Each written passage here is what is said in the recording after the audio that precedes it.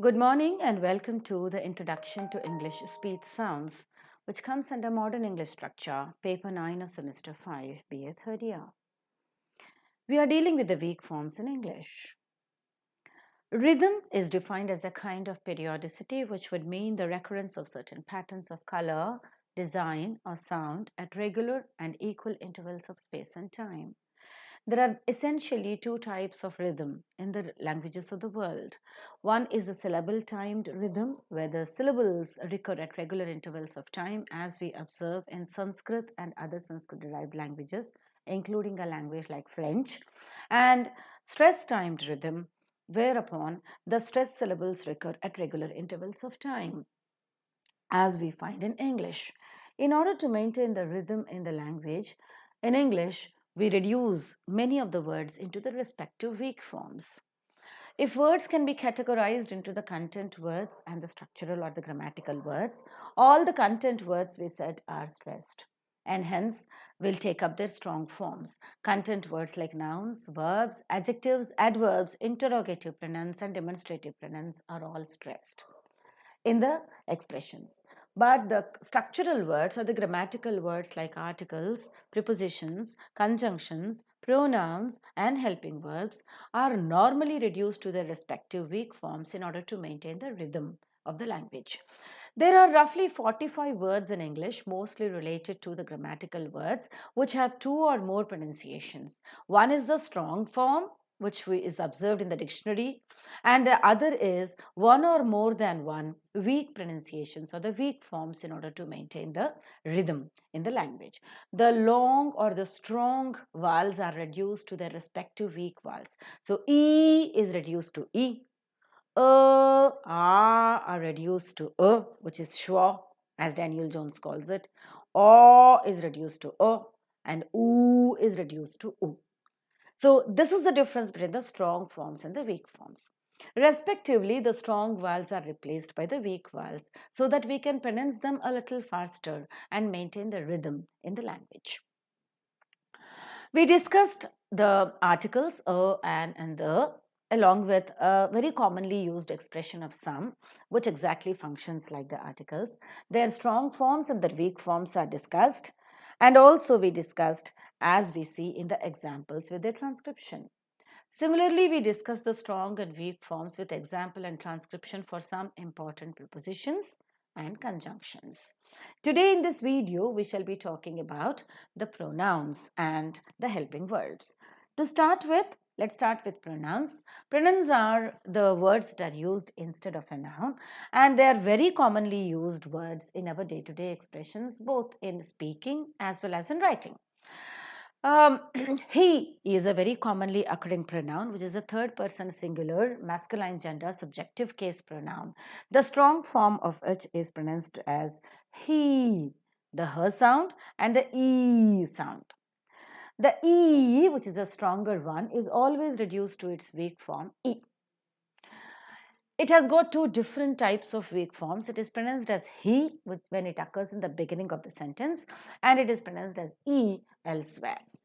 For example, you have he was very late. If you look into the words, he being a pronoun is not stressed, was being a helping verb is not stressed, very is an adverb, hence it is stressed, and late is an adjective, hence it is stressed. So only very and late are stressed, the rest are reduced to their weak forms. Accordingly, we have the transcription. He was very late. It's very late. So he was, you pronounce a bit faster, as they would be reduced to their weak forms. It was very late. So if you are giving a rhythm, it was very late. And that's it. Look at the second sentence. Why did he come back? Why is an interrogative pronoun. Hence it is to be accented. Did, helping verb, not accented. He, a pronoun, not accented. Come, yes, it is a verb, accented. And back is an adverb, is accented. So why did he come back? Why did he come back? All right. So come, when you say, it is to be accented and it is also to be stressed, along with giving an aspiration. The next pronoun is her. The strong form of the pronunciation is her and the central long vowel, which is always reduced to its weak form her in the beginning of the sentence and without the pronunciation of her sound in elsewhere. So her writing is good. In this, writing and good are accented. So her writing is good. Her writing is good is the pronunciation. Look at the next example. Her sister has come from Delhi. So here we reduce all the structural words into their weak forms and give the stress to sister, come and Delhi. Sister being a noun, come being a verb and Delhi being a noun again. Her sister has come from Delhi. And that's how you maintain the rhythm. Her sister has come from Delhi. And if you look at come, it is to be aspirated and it is to be accented as well. Look at the next pronoun. It is him with her sound. Is always reduced to its weak form im without the her sound. If you look at the example, I have given him a pen.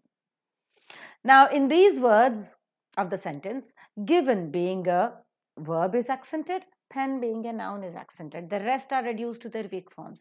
So, I've given him a pen. I've given him a pen. I've given him a pen in order to maintain the rhythm of it. Pen is to be accented and is to be aspirated as well. Similarly is the possessive case of he, which is his. The strong form of it is reduced to two different types of weak forms. One is his with her sound in the beginning of the sentence and the other is without her sound elsewhere. Say for example, his name is Ram. Now name and Ram being nouns are accented. The rest are reduced to their weak forms. So his name is Ram. Similarly is the next example, give me his books. Give being a verb is accented, books being noun is accented. Give me books. Give me books. So his is reduced to is. Then we go down to the discussion of a pronoun called me. Strong form of me is a longer vowel, which is always reduced to its weak form with a weaker vowel, me. The example for this is get me a pen. Now, get being a verb and pen being a noun are accented. The rest are reduced to their weak forms. So, get me a pen. Get me a pen. Pen, per is accented and aspirated as well. Look at the next pronoun, she. The strong form of it is with a stronger vowel, e, which is always reduced to its weak form, e. Look at the example, why is she late? Why being the interrogative pronoun is to be accented and late being the adjective is to be accented. So, why is she late? Why is she late? Yes.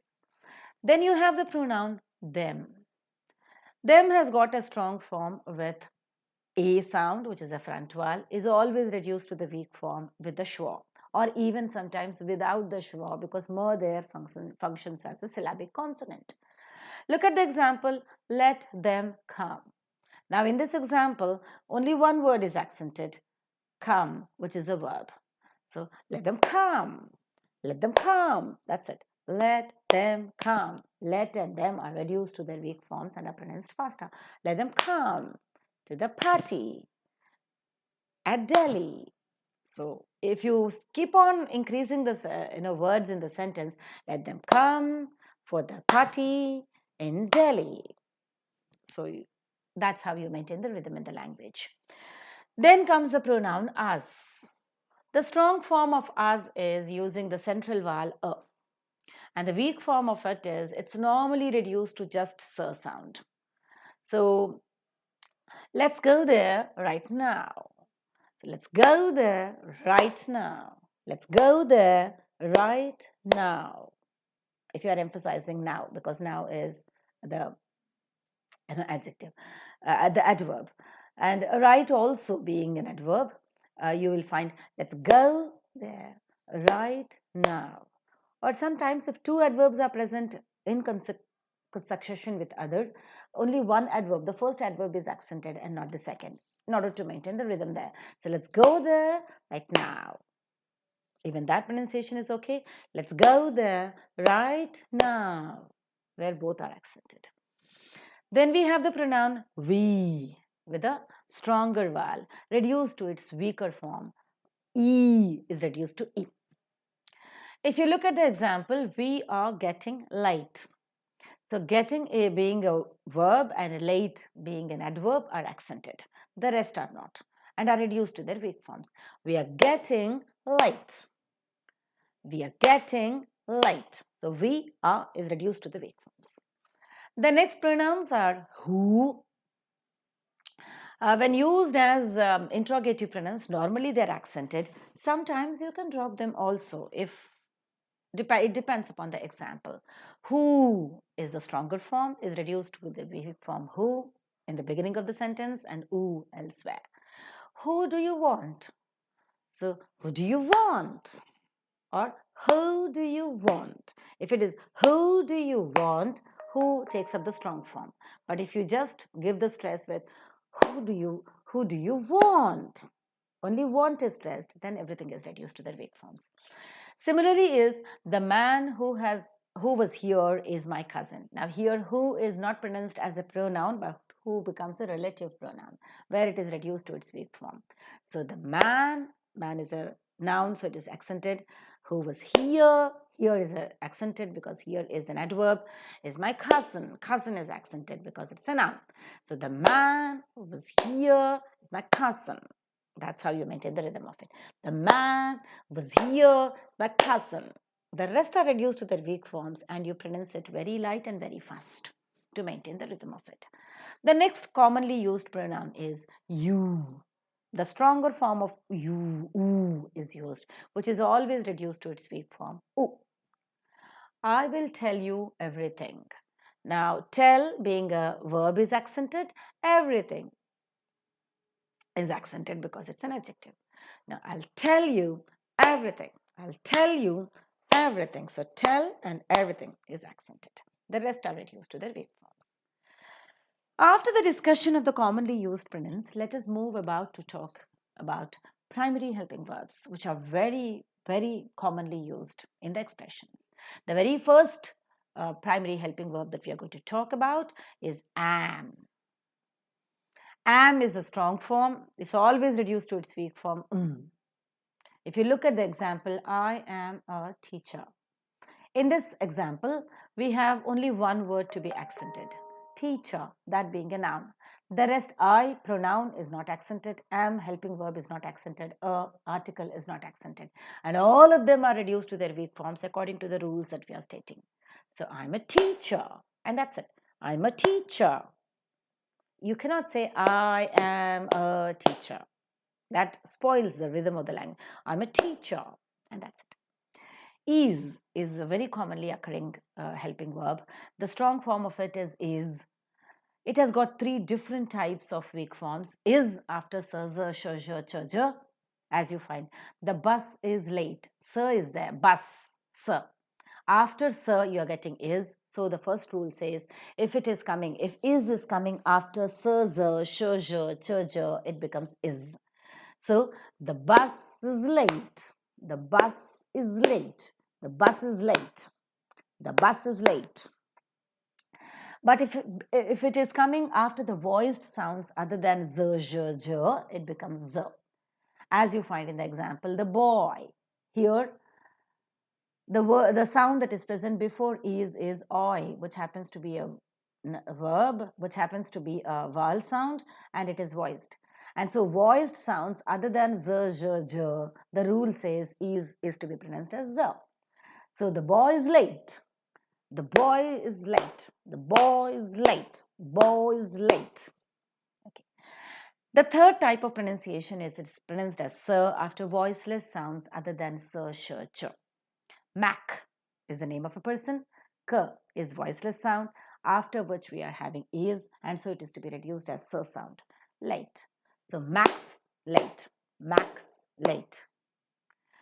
So it's very interesting that if you maintain the absolute pronunciation of primary helping verbs, the pronunciation definitely improves. Is pronounced as is after s, z, sh, j, ch, j. Is pronounced as z after voiced sounds other than z, j, and j. Is pronounced as s after voiceless sounds other than s, sh, and ch. Then the next primary helping verb is are. Is reduced to its weak form. Two types of weak forms are there. Before consonants, it is pronounced as a, and before vowels, it is pronounced with r sound, So they are late, but they are eating, because eating begins with a vowel sound. It falls in the next or the second type of weak form, whereas late being consonantal sound, l being consonantal sound, it comes into the first expression. So they are late, but they are eating. That's right. Then you have was. The strong form of it is or, which is the back vowel, is always reduced to its weak form to schwa, was. So he was late. Then you have were. The strong form of it is central long vowel. It's always reduced to its weak form. Were before consonantal sounds and were with r sound before the vowel sound. So as in the example, we'll see they were late, but they were eating. So in eating, we pronounce the r sound, but for the first example, late, we don't, because late, it begins with a consonantal sound, but eating, it begins with a vowel sound. Before the vowel sound, r sound is pronounced. Before the consonantal sound, r sound is absent.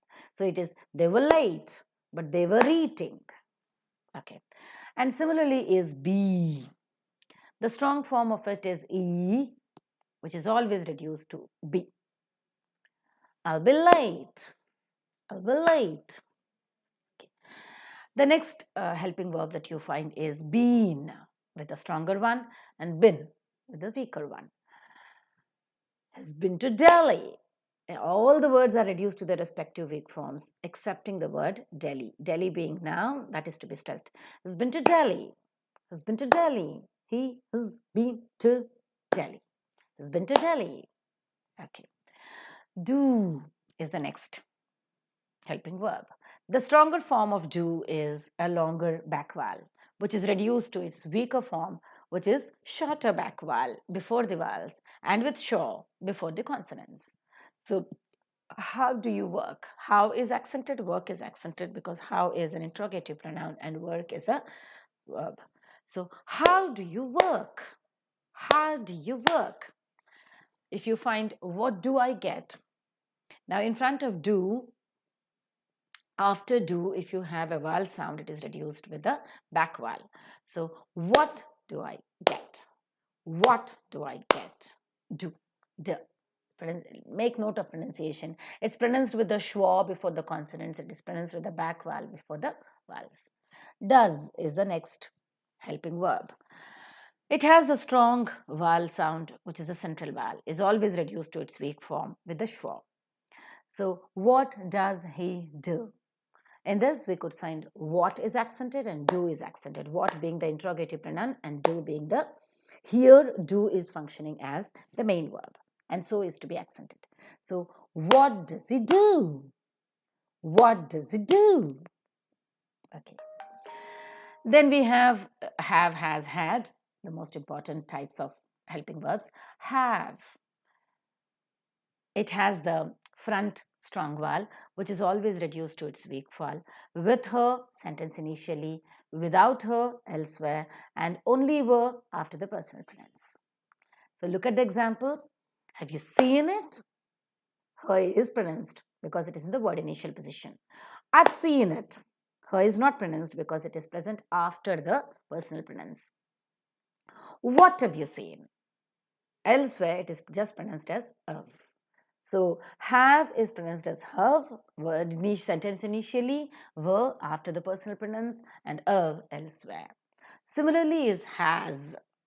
Has, now this has again the front strong vowel, which is reduced to z after the sounds other than z, j, j.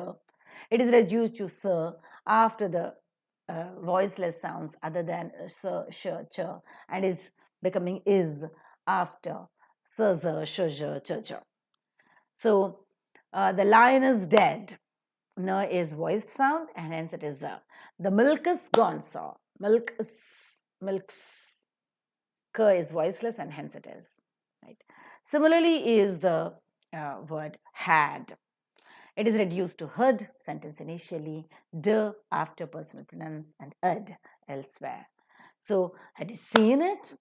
Had he seen it? Okay, he'd seen it. The man had seen it. The man had seen it. So, as you practice, you automatically could understand the reduction of the stronger vowels into the weaker vowels in order to maintain the rhythm in the language. It's very important to maintain these weak forms and maintain the rhythm in English expressions. The learning of weak forms is extremely necessary because many non-native speakers of English who generally use only strong forms of these words in their pronunciation fail to approximate to the characteristic rhythm of English, thus reducing considerably the level of intelligibility of their pronunciation, especially in relation to native speakers of RP.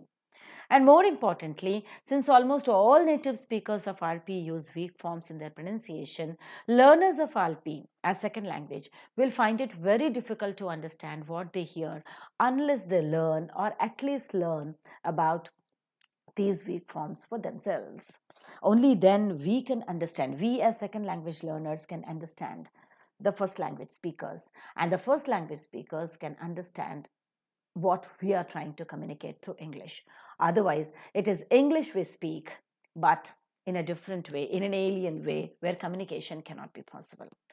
So, weak forms is an important aspect, suprasegmental aspect of learning English in order to maintain the rhythm in the language and increase the comprehensibility of the language. Thank you very much for being a part of this video. In this video, we talked about the weak forms in English, which is very essential to make our speech intelligible. Bye for now.